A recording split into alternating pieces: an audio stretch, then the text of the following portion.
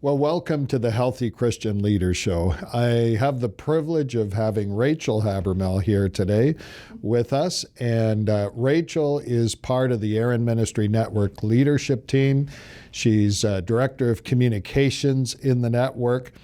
And she participates in leading the Serve Nova Scotia initiative. And she's a busy lady.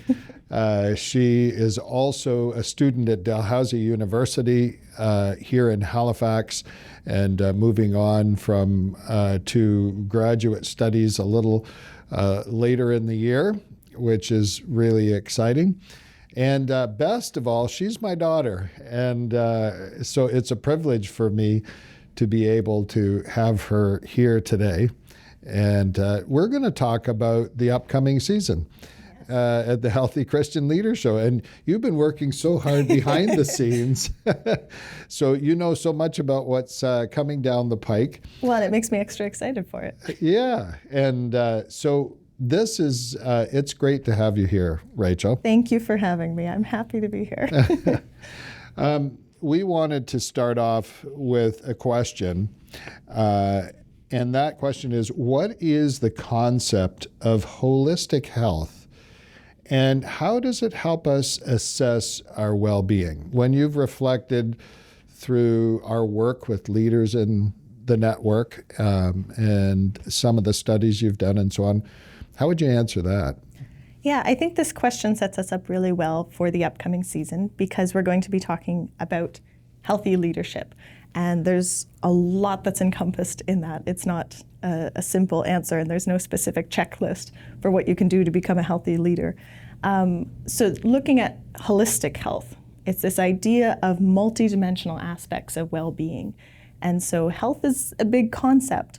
And so holistic health helps us break it down into smaller bite-sized pieces, looking at spiritual health, mental health, physical health, social health, and intellectual well-being.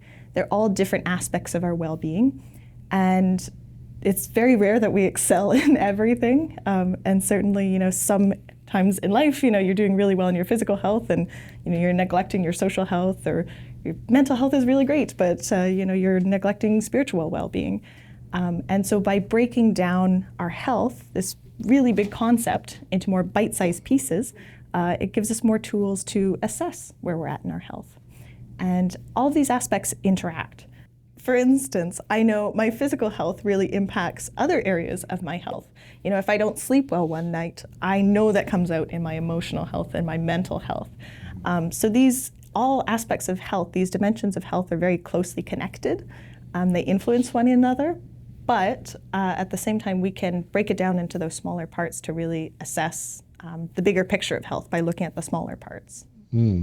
Well, and it is something we may chat about a little bit more later, but it really, what you've shared actually helps us understand that holistic health isn't something that we just finish a course or go through a checklist and you're done. Yeah. This is it. It's really about the ongoing journey of nurturing, assessing, evaluating, reevaluating, reassessing, and adjusting priorities over and over and over again. It's a continual journey of nurture. Absolutely, yeah. And I think some of the key words there is like journey, right? It's not linear. It's not some compounded progress where you're just, always excelling at it. It's, it's ups and downs because that's life. And at periods you're going to have, invested in your physical health really well and feel really physically healthy.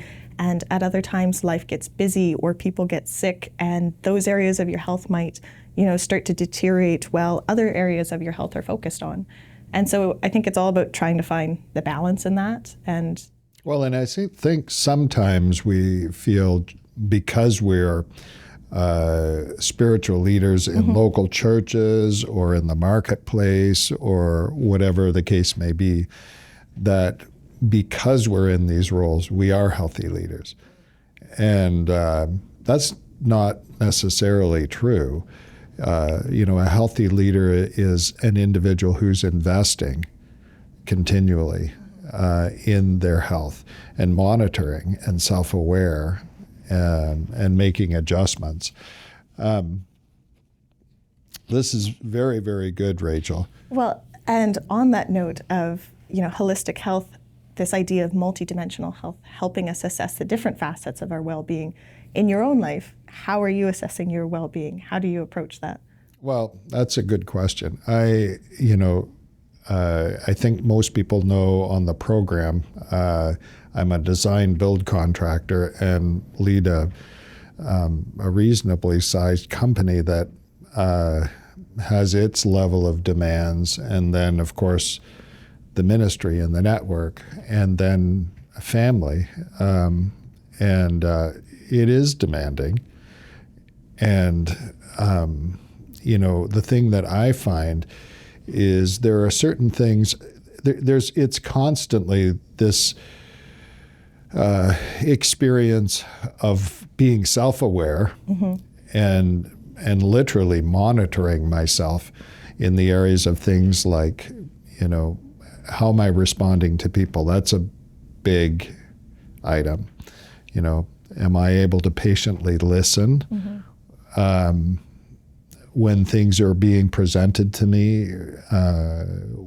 And how am I processing information? Am I reactive? How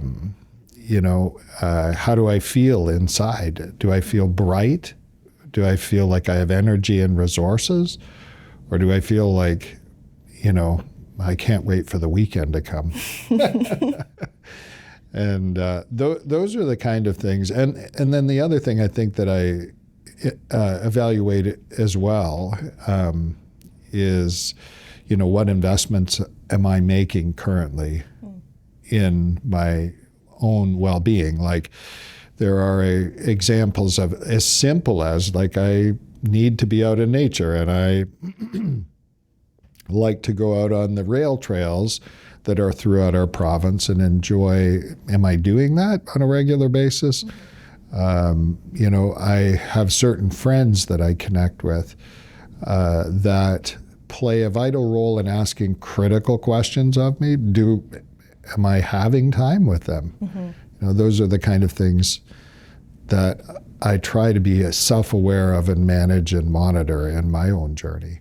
Well, and I think that's such an important thing too, having people around you who know you well and know what's happening in your life and know you well enough to understand when you're showing those signs of something being out of balance.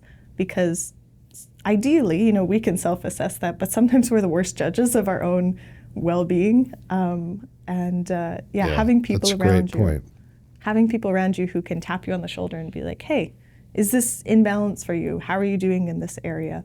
And keeping you accountable for your health and well-being 100%. Is so important. Yeah, it really is. I mean, truth speakers, people you trust and you're intimate enough with. And you've invited into that space too. That's right. That can basically speak into that aspect of life. And mom is that role, definitely. And I think of people like Danny Smith and Harry Gardner, and that have that role of just, and numerous others who watch out for me, which is really great. Yeah. When I hopefully eventually at some point finish my academic career, any success will be greatly attributed to people who constantly nagged me to sleep and to actually eat a proper meal and like, Rachel, this isn't healthy and you don't seem well balanced, because sometimes I get really caught up in like the doing and the getting things done and so focused on the goal that I completely, neglect the balance in things. And I have some very great people around me who will tap me on the shoulder or sometimes slap me in the face and be like, metaphorically, and be like, this isn't healthy balance, and I need that reminder constantly. Yeah, it's God's created us for community, and we need community and to be healthy. Yeah, we're social beings. So, Rachel, what practices can help us increase well-being in daily life? What kind of things can we be doing as leaders? Yeah, well, this is something we're going to be talking about a lot in the upcoming season. And we're going to hear from people who've had many more years of experience in this than I have. So I'm excited to hear from some of our upcoming guests on this topic. But kind of off the top of my head, I study psychology, and so I get to spend a lot of my time thinking about well-being and different aspects of it. And there's one area of psychology called positive psychology that looks specifically at traits and values and practices that help bring out the positive sides of people and facilitate health and well-being. And there's a lot of topics that come up in that area of psychology, but three really interesting ones that come up frequently that I think are interesting ones to reflect on in our own life, these practices, is forgiveness, gratitude, and humility. Wow. And those are three practices that interact with a lot of those different dimensions of health, right? Forgiveness impacts your social well-being, but it also impacts your emotional well-being. I would say your spiritual well-being and your mental health. And so these are practices that, interact with different facets of our well-being.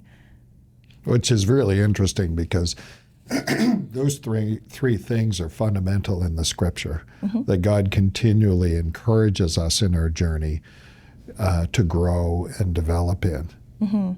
Yeah, definitely. And so just to zoom in on some of those topics, like starting with forgiveness, what do you think are some of the obstacles to forgiving in day-to-day life? We know it's a great virtue. It's sure an ideal standard. We want to forgive people, but it's easier said than done. It can be really difficult to forgive sometimes. Well, I think one of the things that when I think of times that I've experienced a struggle to forgive, because I don't think there's anyone who'd be listening to this podcast and YouTube broadcast and so on that would not have had to cross the threshold of dealing with forgiveness or unforgiveness. Like wounding in life is part of the journey. Forgiveness doesn't mean that it was okay and it didn't really happen and it's not that important. I think one of the key things that is really important is that we recognize that, yes, this did hurt, but I'm in a place where I need to release you as a person from this situation. And it's like releasing that person to God. I think the other part of it is in some situations, we need to even back away and say, am I playing judge? Am I judging this person? And really, is that a role that God should be doing? And it's turning the responsibility of that judgment over to God, in my mind, releasing that to God, and then releasing that person. But it's really getting past that pain. Yeah. Well, and I think when we can recognize that, we experience pain and we can empathize with that, and we also can acknowledge that we've hurt other people, probably unintentionally and intentionally in our lifetime, and recognizing that we all fall short of that standard, it helps you empathize with that other person in a more engaged way. No, that's absolutely true. And it's such a crucial part of being healthy as a leader, because it's interesting. I can't remember where the illustration came from, but I once heard that leadership is like going for a walk in the woods in hunting season with a bullseye on your back. Yeah, that's fair. Well, and adding to adages, I don't know who first said it because I've heard it attributed to many people, but on the note of forgiveness, I've heard it said that harboring unforgiveness is like drinking the poison yourself and expecting your enemy to die. Yeah, that's so good. Yeah, it's something that only hurts you, and it feels like if you extend someone forgiveness, you're letting them get away with it. You're letting them off free. But really, the resentment isn't hurting them. It's only hurting you. But that's again, easier said than done. Like, I can sit here and say that as something that I believe, but putting that into practice in my own life is much more challenging. Well, we're going to take a break right now, and we'll be back in just a moment to look at gratitude and humility. Yes. Well, today's conversation was fantastic, but we're not finished yet. We'll be back in the next video with the same guest with more discussion about leader health. You know the drill. Subscribe and hit that bell. Would you join us for the next episode? You can find new episodes every week in video form on the Aaron Ministry YouTube page and in audio form as the Healthy Christian Leader Show wherever you get your podcasts. Aaron Ministries is an interdenominational network of friends in ministry with a mission to foster healthy Christian leaders. Check out our website, aaronministries.com, for more resources and information on how to donate or to start a healthy Christian leader gathering in your area. Thanks for watching, and I'll see you next time.